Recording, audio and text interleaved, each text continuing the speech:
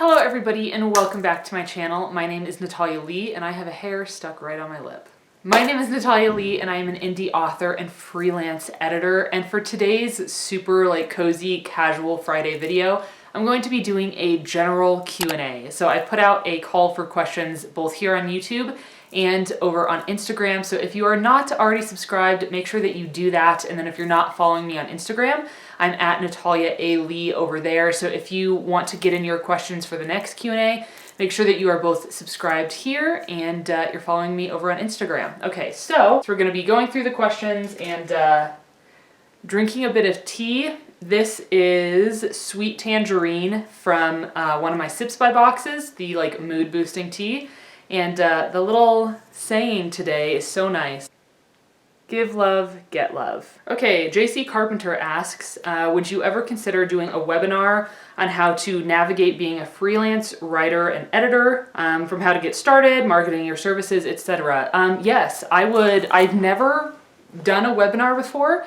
It's a little scary to think of, a little intimidating, but I think those feelings of fear and intimidation mean that it would be stepping outside of my comfort zone, which is always a healthy thing to do. But yeah, I've never done a webinar before, but if enough people are interested in learning about freelance editing, how I got into it, how I've been able to both find clients, manage clients, work with them professionally, let me know in the comments down below, because that is something that I would be open to. Anastasia Oberg, sorry, I'm sure that I'll get some of these names wrong, and for that, I'm sorry. But Anastasia asks, how is the van build coming along? I just bought an RV that needs major renovations. I was inspired by your van life comments in your previous Q&A. So I will go ahead and pop some footage in here. The van build is coming along well. It was on hold for a short while.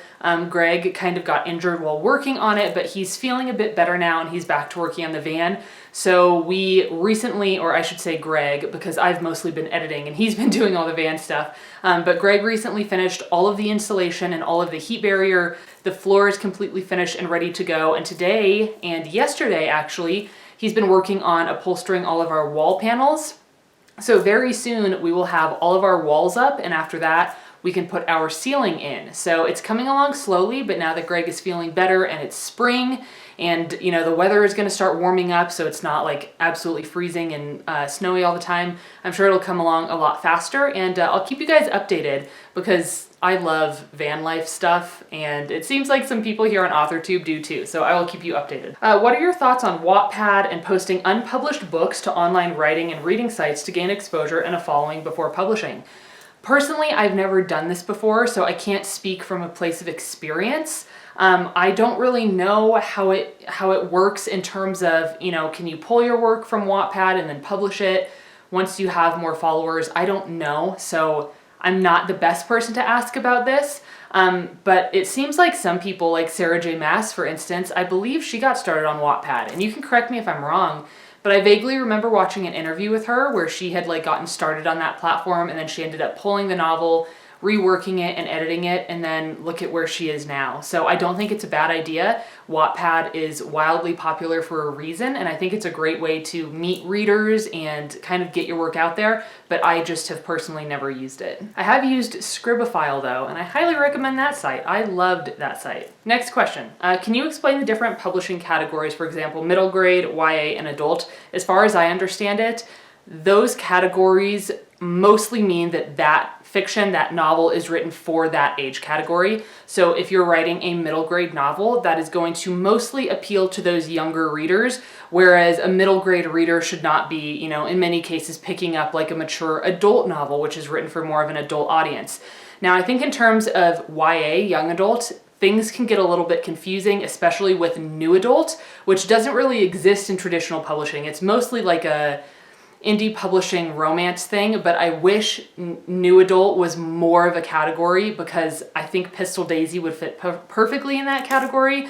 But yeah, I think young adult can get kind of confusing. I have read multiple articles and watched multiple videos about what young adult is, in my quest to decide if I should label Pistol Daisy as young adult or adult. And honestly, it is just a mess, and there's not any perfect check boxes to figure out if something is a young adult novel or if it should be an adult novel. But as far as I know, Middle grade, young adult, and adult are categories of stories written approximately for that age category. I mean, which is not to say that adults can't enjoy middle grade and young adult, because of course we do. It's just, you know, in general, written for those categories.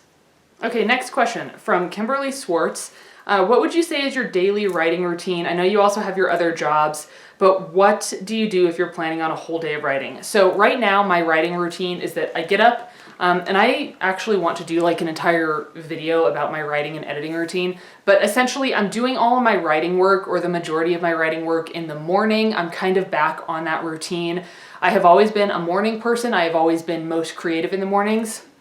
So I will usually get up, get my coffee, you know, maybe scroll through Instagram or look at YouTube for a few minutes just while I kind of wake up. And then in the early hours of the morning, when I'm the only one awake and I'm just sipping my coffee, that is when I will typically work on Pistol Daisy. And the amount of time I work on it varies. Yesterday I worked on Pistol Daisy for about 3 hours in the morning. I was working on a scene that was making me incredibly frustrated, but I got through it, so that's good. But at this point, my writing routine is writing in the mornings. And you asked about doing like a whole day of writing. I don't really do whole days of writing.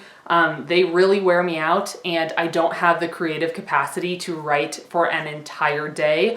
Although I do think it would be fun to try a challenge, like the 10K challenge, you know, just trying to do like a full 12 hours of writing or something and getting 10,000 words.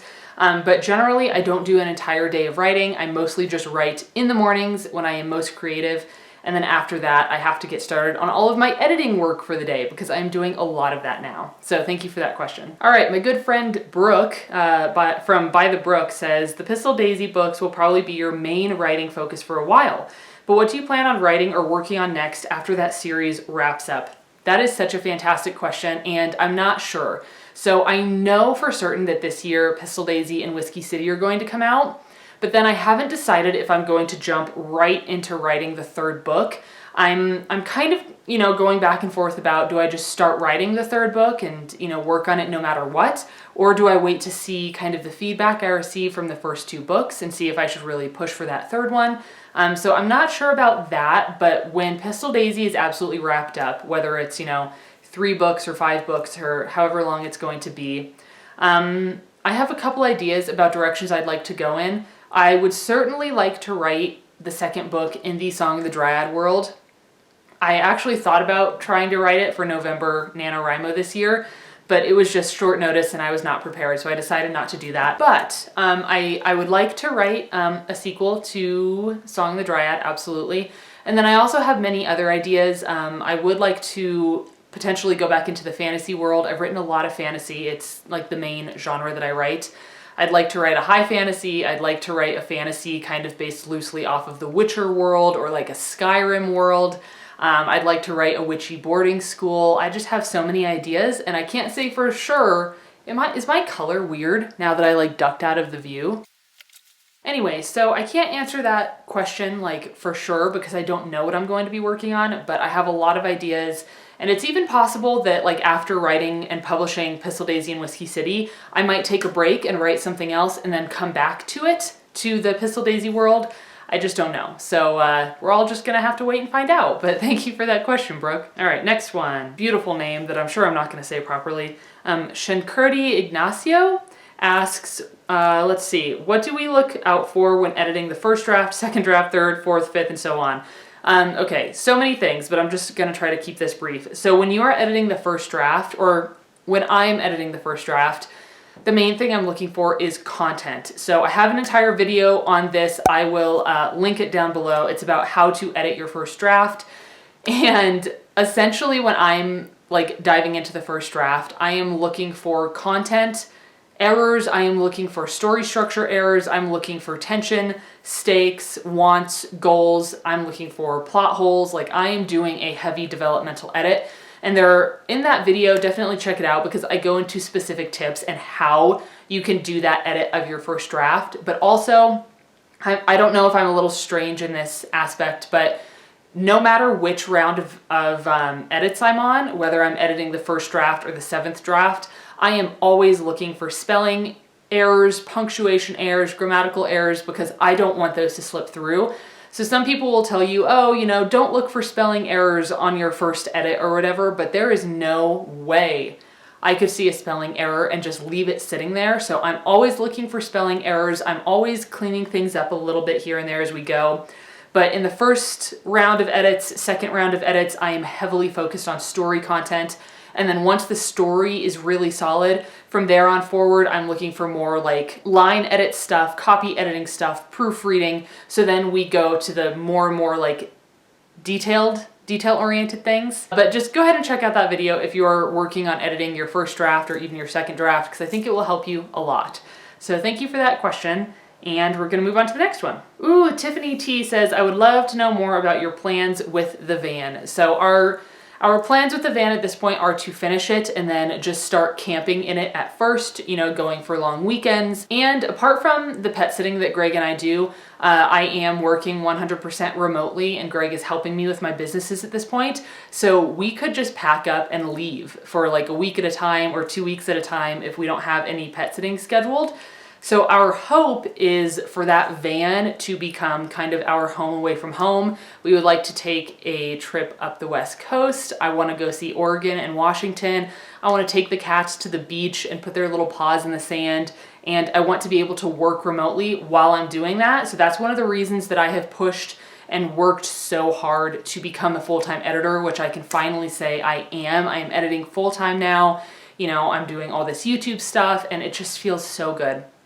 So yeah, the plan is to use it as a getaway vehicle, and we would totally be open to van lifing at some point. So we'll kind of see what happens with that. Okay, so this next question comes in from Sophie Haas, and the question is, what is your favorite literary device to use? And I take that to kind of mean like my favorite literary technique, I guess. I don't know, I might say imagery. Like, I'm not somebody who uses heavy metaphor or like similes or anything like that. So I might just go ahead and say imagery. I think that's what you mean by that question, Sophie. So hopefully I got that right. Okay, so the next questions are from Bethel, and they have quite a few, so I'm going to simplify it and just break it down. The first question is, how are you? I am doing quite well. I actually have something very exciting to report. My nephew was born last week. 2 weeks ago? Almost 2 weeks ago, my nephew was born, which is incredibly exciting. I am so happy for my little sister and for my brother-in-law. They welcomed their son to the world, but I'm kind of bummed out because I haven't been able to meet him yet, just because of everything that's going on, you know, trying to keep the little one, keep the baby as healthy as possible. So here is a picture of him if you're interested. His name is Brooks. He's absolutely adorable, and I don't usually think babies are cute, but I think he's cute. So I am doing very well, and the family is doing well as well. Do you take supplements as a vegan? I don't take like a ton of supplements, and I generally eat, I definitely eat junk food, but I try to eat well, you know, eat my fruits and vegetables and grains and legumes and everything like that. But I do take one of these every morning. It's just a Max for Vegans. It says Max for Vegans, multivitamin and mineral complex. So I do take one of those. But I have never had any of my like nutrient levels be off or any of my mineral levels or anything like that. And then the next question kind of following up was, have you had hair loss? Because some people do talk about experiencing hair loss when they shift to a vegan diet, but no, I have not. My hair is longer, stronger, and like shinier and healthier than it has ever been in my life. And I am so grateful for that. So no, I have not experienced any hair loss. My hair is hanging well past my belly button now, like when I'm just standing or sitting around. So it's getting quite long, and I am very, very happy with it. Next question from Wolf Slash. Hey Nat, do you plan an entire series before you begin writing the first book? I didn't. Pistol Daisy is my very first series. I'm learning as I go, but no, I did not plan the entire series. I outlined one book and I wrote it with kind of an idea of where I was going. And then I wrote book 2 and it was a mess. And then I had to re-outline it and write it again. And now I'm gonna re-outline it and write it again this year. So I did not outline the whole series. Maybe that would have helped, but I've also found that through writing Pistol Daisy multiple times, the story has really evolved and changed. And if I had outlined the entire series first, then I feel like I would be more kind of boxed in and stuck with what I had planned. And I do like how Pistol Daisy has evolved on its own. And now as I'm moving back into Whiskey City, I get to kind of tweak that and help that story grow. So it's a little bit more of like an organic process, I feel like. So if there's somebody else who's written a bunch of series, please let us know in the comments down below whether you plot the entire series first or just kind of, you know, write 1 or 2 books at a time. So there are some questions on here that really do require like almost an entire video. So I'm not going to answer those. You know, questions like, you know, tips for planning the entire finale, like the 5-beat finale, or let's see, can you explain how writing dialogue, you can weave in backstory and description and third-person point of view? Like, these are great questions, but I can't really answer these in a brief Q&A. But if I don't answer your question today, and it was a question like this, just know that I did write it down on my list of videos to film, and I will try to get to those as soon as possible. But some of these, it's just, there's so much information that I can't do it in one sit-down Q&A. Okay, this is a great question from Libra Frills. Are there any manuscripts you've received as an editor that you know are too long or too short for the genre? And in your opinion, what's the best length for contemporary fantasy, sci-fi, etc.? So yes, I have received manuscripts in the past that I believed were either too long, usually too long for the genre that they were within. However, if somebody hires me for a manuscript critique and I'm doing more of a content and story-based edit for them, I will absolutely bring this up and talk to the author about this. However, if I am doing a copy edit for somebody and this person has worked incredibly hard on their story and they are almost there, they are getting the copy edit and then they're moving into a proofread and they're about ready to publish, then I feel at this point that it is not helpful to them to tell them, hey, I think your book is too long. Because if they have done all that work and all that editing and they are finally ready to publish, I don't want to take kind of like that hand grenade and throw it on their story and explode their story and their confidence along with it. So whether or not I mention something of this kind of caliber to an author depends on whether they're hiring me for a content edit or a copy edit.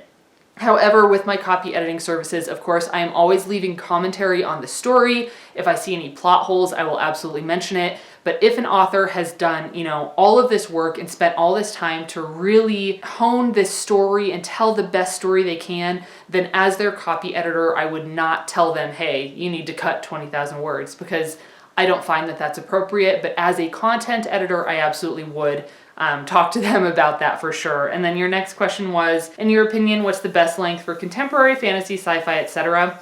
I think this also kind of depends on not only the genre, but the age group you're working within. And you can look these all up online, but generally, personally, I would say for contemporary, you might be looking at something like 60 to 80,000 words, and then fantasy and sci-fi, you're going to be looking at novels that can be much longer, you know, 100,000 words, maybe around the 100,000 word length. But I have seen successful novels and read successful novels across all different genres that really play with word length or word count, novel length, word count, etc. So even though you can look these up online, you know, my opinion is just one of many. You don't have to stick to that. Granted, if you have an editor who is telling you these 5 chapters are useless and you should cut these out and save yourself 10,000 words, then you should probably look into that. But generally, if you have worked really hard to plot your story and write your story and edit your story, and it's coming in at, you know, 90,000 words and it's an adult contemporary, maybe that's just what that story needs. I mean, I wouldn't tell somebody to cut something just because of the genre. I would tell my writers to cut something if it was useless information that was not moving the story forward. Okay, another really great question from Azrael about, can you give any advice on how to start an Authortube channel and build a platform? I want to do an entire another video about this because I have learned so much over the years. But again, I do have a video on this topic. It's a couple years old, so the quality isn't going to be as high as, you know, it is nowadays. But I will link that video down below. You can visit that if you want kind of tips for starting an Authortube channel. I think they're still pretty darn good tips. And I will add this to my list of videos to film because I have learned so much more, and I would like to give you guys like an updated version of that if you're interested in starting an Authortube channel. Next question. Alyssa Hebert says, "Hi Nat, can I get a shout out from you please? Thank you." Yes, hi Alyssa, thank you so much for leaving that request. Here's your shout out. All right, moving on. Angela Sutton says, "How long do you spend on planning and plotting before you start writing your first draft? I know you plot with sticky notes and a board, but have you ever plotted without them? And if so, how did you plot?" I have outlined and plotted in so many different ways. It seems like my outlining process changes for every novel I'm working on. Again, I do have some videos on this. I will link them down below. I have a video on my outlining process for Song of the Dryad, because Song of the Dryad was kind of like life-changing for me in terms of learning how to write, because that was the first novel. That wasn't the first novel I wrote. Of course, I had written like 4 before that. But that was the first novel that I took really seriously, and I really had to learn how to outline and structure a story.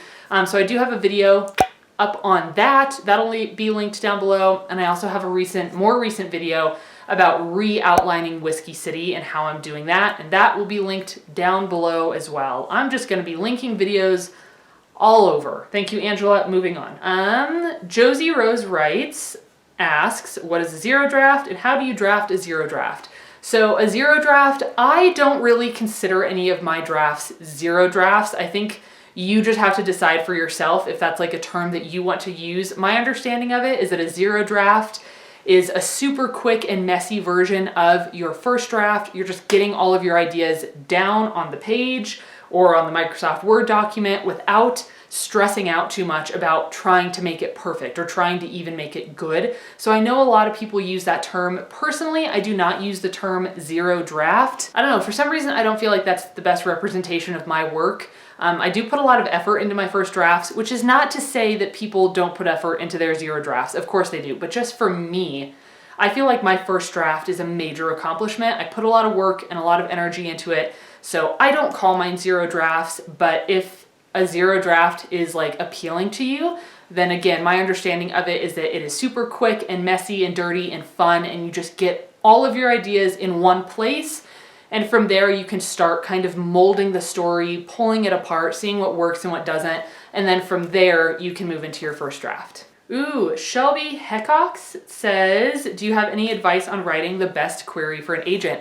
Absolutely. If you guys didn't already know, I actually took an entire class through the Editorial Freelancers Association on queries. You know, not only how to edit queries, but also how to help an author with the synopsis, which is something that some agents require. It's essentially like a summary, a brief summary of the entire novel. And maybe summary isn't even the right word. It's like essentially everything that happens in a novel written in kind of a simplified format so that the agent can get a, start to finish look at what your story is. So I took a class on editing those. I took a class on, editing the query letters, how to edit an author bio, how to select pull quotes, how to work on an elevator pitch. Like, I had a fantastic class in all of that. So I definitely have tips when it comes to writing query letters for an agent. And I could make an entire video about it. I just didn't know if you guys, my audience, were very interested in traditional publishing content. I know I talk a lot about self-publishing here, but if you want more traditional publishing content, please let me know down below, and I can definitely film a video about how to write a query letter, what should be in your query letter, what not to do in your query letter, because there are some major errors that new writers make when they are querying agents that will just totally slam the door in their face that you should not be doing. And I would love to help you guys out with that if you're interested. But again, I didn't know if this was more of a self-pub audience, so let me know down below if you're interested in traditional publishing content as well. But thank you very much, Shelby, for that question. Okay, the next question is from Full Metal Massify. What do you do on days when you don't want to write anything? Honestly, that's almost every single day of my life. There are very few days where I feel like writing something. I mostly just have to make myself do it. Like it's something that I have to sit down and do even if I'm not feeling inspired. But let's just say like maybe it's a Saturday or a Sunday. I do try to take time off on weekends to just relax because I am working incredibly hard during the weeks nowadays. So if I just don't want to write, but maybe I want to try to kind of cultivate ideas and further develop my story, then I might work on my Pinterest board. I might work on my blurb, like editing my blurb and cleaning that up. I might work on designing mock-up book covers, which is something I really enjoy doing, just kind of trying to get an idea about what I might want my book cover to look like, or trying to figure out what elements to include on a book cover. What else? Listening to my playlist, developing my playlist, and for me personally, you know, like playing Red Dead Redemption. I love Red Dead Redemption. Red Dead 2 is one of my favorite games of all times. It like inspired Pistol Daisy. So even if I don't want to write, by sitting down and playing Red Dead Redemption or by like watching Westerns, I still feel inspired and I still feel like I'm in that Western world. So all of those are really great ways to kind of stay attached to your characters and to your story world without having to actually sit down and write. Thank you guys so much for sending in all of those questions on YouTube. What I'm going to do is wrap up this segment of the Q&A here. So this will be part 1 of the Q&A, and then I'm going to film the part 2, which is going to be all the questions I got on Instagram. I want to give you guys 2 like shorter segments of Q&A. So thank you so much to everybody who sent in questions via YouTube. I really appreciate it. And if I wasn't able to answer your question today, just know that I wrote it down in my bullet journal and it's something that I want to do an entire topic on. There's just not enough time in one Q&A session to answer these to the fullest ability that I can. So thank you so much for all of your questions, and keep an eye out for part 2, which will be all of the Instagram questions that you guys asked me. All right, thank you guys so much. Happy writing, and I will see you in my next video. All right, bye.